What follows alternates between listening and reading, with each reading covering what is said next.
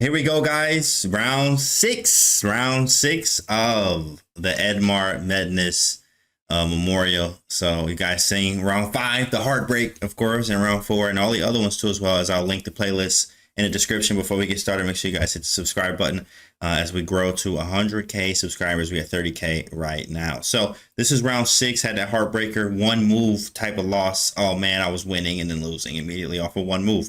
Now, had to shake it off, do our thing here. This one's called 2 for 2 because this one we played the Jobava London a second time here. So Jar Jar Binks London, as we like to call it. The first game you saw that we played actually was a win versus the FM Eugene. Now we're playing another FM here, Arshid Kunka, and let's see what happens. So D4, D5, knight C3 at this point. I don't even care. This was before the course dropped in December. So, I'm just like whipping out all the lines, playing fast and confidently. Let's see what happens.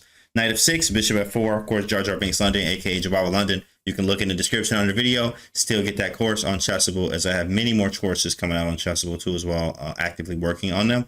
And the Jobava London one is one that sold a lot, still selling today, and it's August, and it's still selling from December. So shout out to all of you that have it. If you don't have it, now is the time to go get that course. So after bishop f4, c5, he goes with the c5 line, which is generally regarded as the best move. Now white has e3 and e4. Both of these are cool. E4 is a move. I just don't like if black really knows what they're doing, then it is some problems. E3, I do like that we kind of keep some flexibility in the position with E3. So after the E3 move, this is what I give my course to as well, but E4 is definitely playable. So he goes with A6, and A6, this move is playable, but I noticed that it's sort of an inaccuracy in a way. Yes, of course, it's a fine move and it can be played, but in the course, and many times you take on c5, and you even try to keep this pawn if you can. So we take on c5, he goes queen a5 with the idea of queen takes. Theory here is knight f3, so we go knight f3, and after queen takes, there's a move, bishop e2, and I'll actually show you. I played this against, you can actually Google it or put it on YouTube, the I Am Not a GM Speed Chess Championship with Canty, actually, me in it. And I think this was 2022, maybe. Yeah, it was 2022. And I made it all the way to the finals, actually. In the first round, I played Kostia Kavutsky. I won that match. 3 international masters. I won 3 matches in a row, Speed Chess Championship style, to face Eric Rosen in the final. And I lost by narrowly 3 games, and 2 of them I lost on mouse slips, and 1 I actually really lost. So I was very close. I was this close to actually winning that whole event as an FM, right, on paper. So at the same time here, I remember this position that I got actually losing with the black pieces in the first round or first game against Paulina Shuvalova, who was very, very strong. That's who I played after I beat Kostia Kavutsky. I beat Kostia in the match, then I played Paulina, who's like 2,500 FIDE, has some GM norms, very, very strong. In fact, 2,500 over the board, that is. And she went with this line, and I actually played bishop e2. And I remember just from prepping myself, bishop g4, I'm just going to show the line, h4, bishop h5, and then I go castles, knight c6. And after knight c6, I go g4, bishop g6, g5. And I'm playing this instantly in the game, almost pre-moving it. And queen takes d5, and I'm already up a pawn. And I went on to win this game and then to go and win the match, basically. So it was a very cool line. I know this, but after doing my own research on the Jobava London, actually, and like working in this position, I actually went with what I recommend in the course, which is bishop d3. So bishop d3, the engine likes this move better than bishop e2.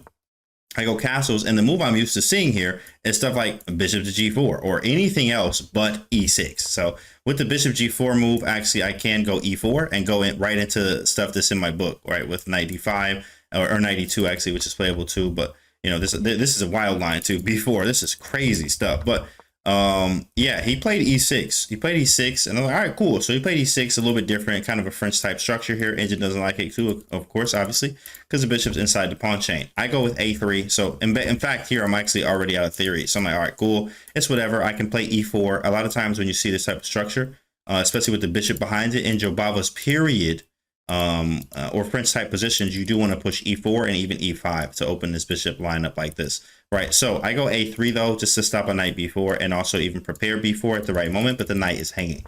So he goes b5, maybe playing b4, but also stopping, maybe some other stuff. But b4 is definitely something he may want to play in the future. So I actually think for a little bit, and I'm like, all right, cool. I could go e4. He also wants to fianchetto his bishop too as well, to b7. I actually choose a creative move. Engine doesn't like it. Engine never really likes creativity, but I go rook b1. Rook b1. The idea here is very simple. Go b4. So what does he do? He goes bishop e7. I go b4. But isn't my knight just hanging? Bruh. Isn't my knight just hanging, bro? Well, if he takes it, we'll have it at night. You know what I mean? Rook b3, and that's for me. And the queen is gone. This was my whole idea with rook b1, right? To be able to play b4, kick the queen away, and then play rook b3, and maybe even use this rook lift for later at some point in the game. So after b4, he backs the queen up. Doesn't go for it. So I take this time to go e4. I want to be fast. A lot of times when you're playing an opening that's very dynamic as Baba London, or with white pieces period, sometimes you can play very slow and positional before attacking players like ourselves here. You already know, right? Attacking players, you know, we're going to play e4 and try to be very dynamic and fast with it. So after e4, there was d4 here with the idea of obviously hitting the knight, attacking us. We have one good move, put the knight on e2, and we can't take right now because there is no, you know, sacrifice to check. Actually, we are threatening that to take and then do like a, you know, a tactic here to pick up the queen. So what does he do? He castles, right? He castles, but then I go queen d2, connect the rooks first, connect the rooks, because I actually do have a plan in mind of going e5. But this queen needs to defend the bishop if I ever want to move this knight. And I'm also connecting my rooks. Very easy move to make. He goes rook e8, which I found as a slight inaccuracy, even though the engine says good. But I go e5. And after e5, he goes knight d5. And I'm like, wait a second. This is, hold on. What is this? So it's white to move. You know, pause the video and figure it out. What did I play in this position? Why didn't I like this knight d5 move or any of this at all? In fact, it is white to move. What would you play in this position? So as you get back to the video, this is what I played. I play knight takes d4.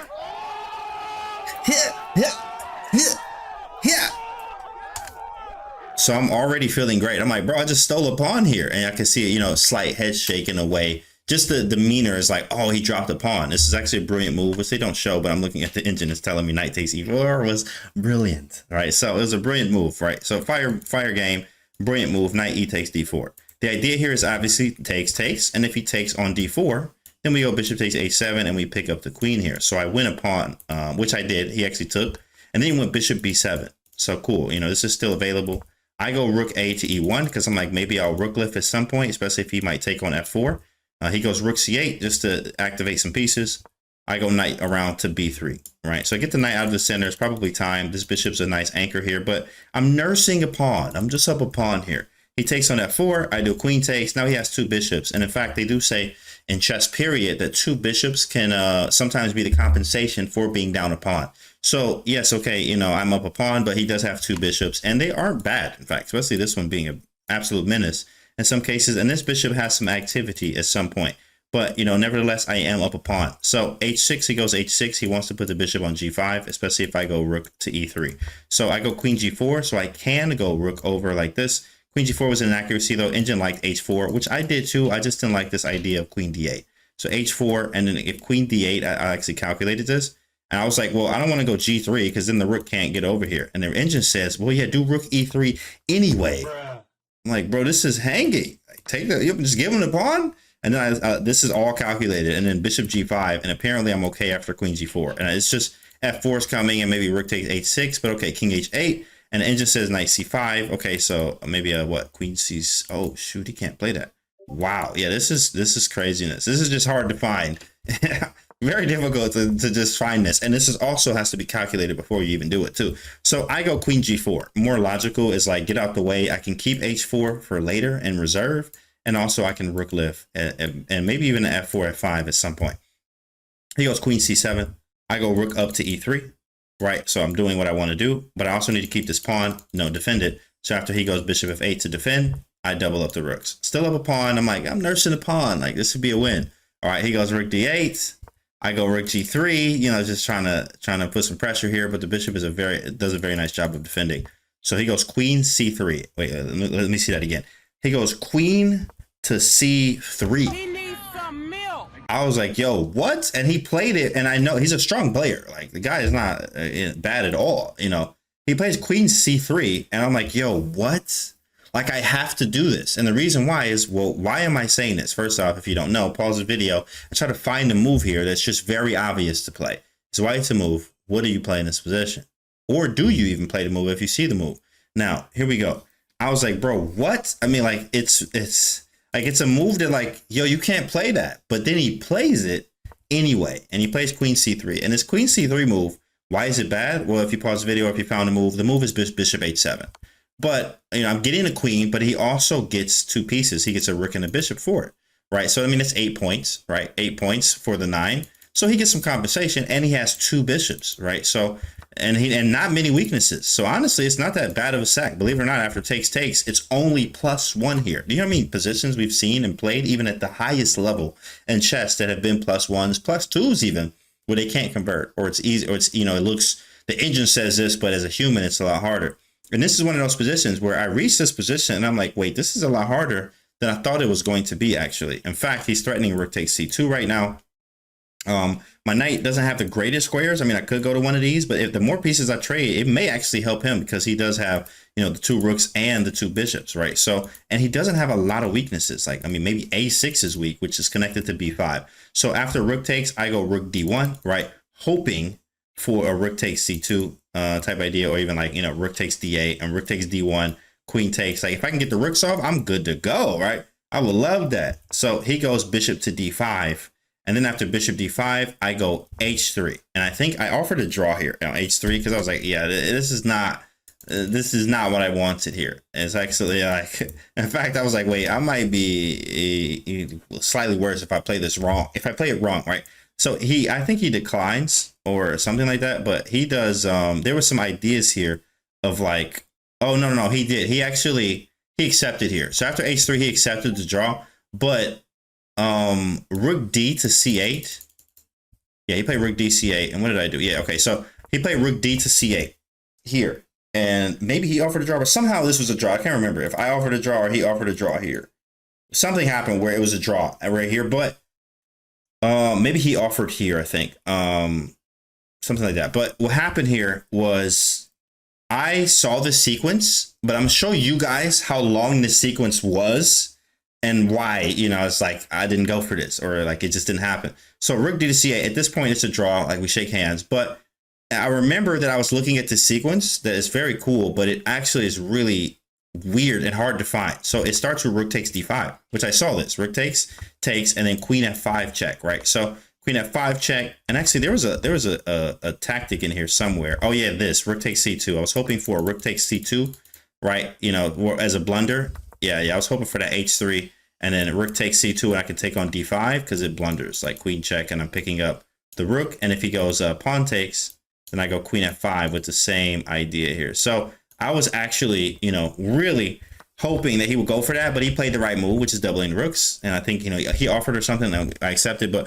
rook takes d5 was a move here that's very brilliant. And after rook takes, you go check. Obviously g6 runs into here. So here's the line. King g8, I saw in calculations that e6 was a move. So after e6, you basically have to take this. So, or play rook f7, but I know taking was a thing. So I could take on d5, take, yeah, somehow we reach this position with check, king h8, and then I'm supposed to find queen takes a6, which I saw in calculations here, takes. And here I was like, I don't believe that I'm winning here. And it, of course, it's actually almost +2, but it's easier said than done. He does have 2 rooks, and I do have to take this. And here's a sample line. Take this pawn, bishop d6, threatening, you know, a mate here. So g4 to make some love for the king. Rook a2 to hit here, but also double the rooks. So knight d4, which stops this. And I have to find all of this before I do it, guys. That's the hard part. Before I played rook takes d5, you have to see all of this in calculation. Now, obviously, believe it or not, I actually have gotten much better since then on calculation, because this is a skill that you should be working on, and you see us do it on stream every night, right? But after rook takes, knight to e6, hitting the rook, then rook e7, which is attacking the knight. Queen d5, bishop takes, check. This is all like I was just playing around with the engine to find all these moves. And then here I would be winning after all of this. But this is like how many moves, guys? Like, and it's starting all the way with also possibilities that black could play as well in between from this rook takes d5 move, right? So that is a lot of work. That's a lot, but of course, this is why we work on calculation, of course. And you know, we didn't lose the game, we didn't win the game. It was a clean draw. We also gained some points on the draw because he was higher rated. But man, this was a crazy game. But so far, 2 for 2. Okay, well, 1.5 out of 2. It was 2 games, so 2 for 2 is why we call it that. But you know, second game with Joe Bava, not a loss here. So it was pretty fire. Actually, I was nice, and I got an advantage out of the opening. And Joe Bava still swinging OTB, right, over the board. For people that think you can't even play Joe Bava OTB, well, you definitely can, my man. So it was pretty nice stuff. I could have actually, again, went with H4 instead of rook e3, but this requires, you know, more calculation, where this is one of the best skills you should be working on is calculation. So hopefully you guys enjoyed the video. This is round 6, and we're going over round 7 tomorrow. So I'll see you guys in that video. Make sure you guys subscribe, and I'll see you on the next one.